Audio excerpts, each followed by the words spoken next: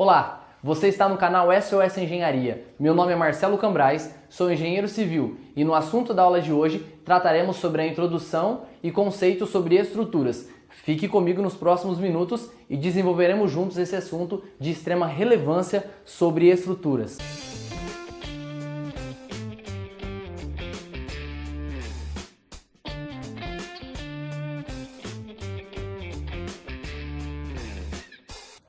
Ao longo do tempo, durante todo o desenvolvimento da humanidade, nós sempre estivemos rodeados de estruturas, desde sistemas muito básicos até sistemas mais complexos que nós vemos nos dias de hoje e até futuras inovações que ainda surgirão no mundo da construção civil. Vamos falar sobre algumas estruturas que nos rodeiam. Por exemplo, a nossa própria estrutura portante sistema ósseo humano.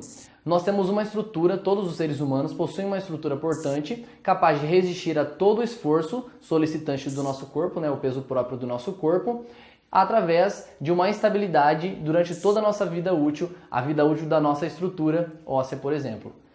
Também temos exemplos na natureza, como as palmeiras imperiais, que apresentam grandes momentos no seu apoio, no seu contato com o solo. Outras estruturas animais também, como as teias de aranha, que possuem um emaranhado de linhas, um emaranhado de teias, onde elas desenvolvem de uma forma complexa uma estrutura capaz de receber esforços muito maiores que o peso das próprias aranhas, por exemplo. Também temos alguns exemplos naturais, como os arcos naturais, que se formam devido à sedimentação do solo, das rochas, e vão se formando paisagens que nós podemos observar ao nosso redor. E outras invenções humanas, que não deixam de ser complexas, mas que não possuem tantos esforços solicitantes. Podemos citar aqui exemplos como, por exemplo, o guarda-chuvas, que possui uma estrutura muito complexa, que não apresenta grandes solicitações, mas aí um bom exemplo a ser citado.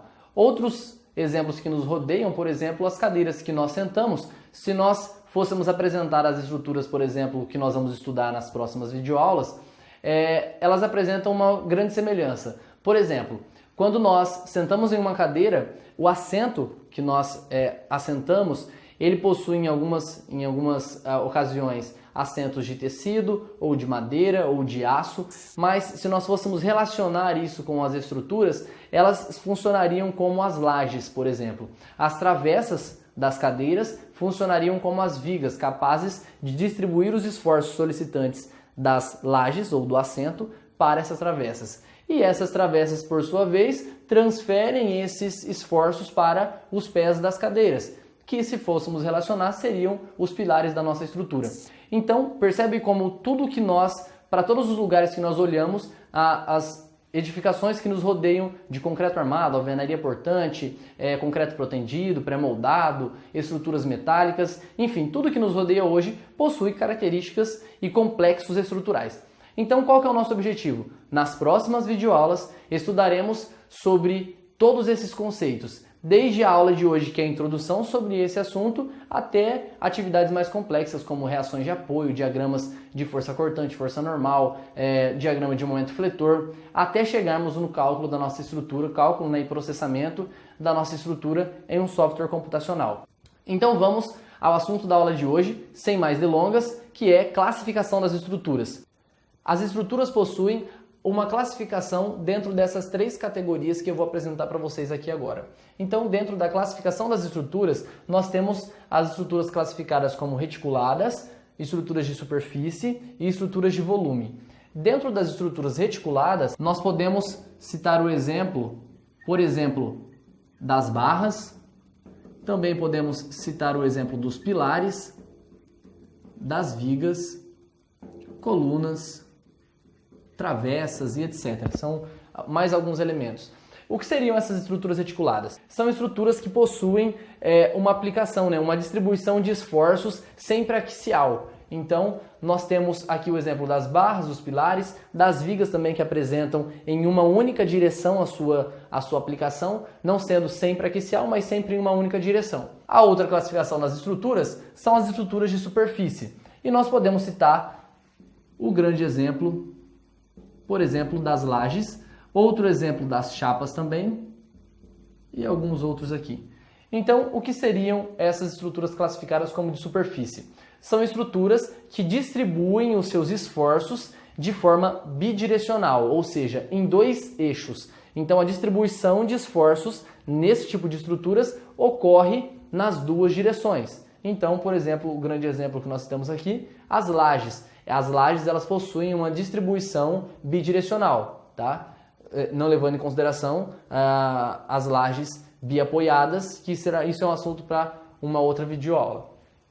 Também temos a classificação das estruturas de volume, e aqui nós podemos classificar, por exemplo, os blocos de fundação, também podemos classificar os tubulões e também podemos classificar aqui os sólidos de uma forma geral.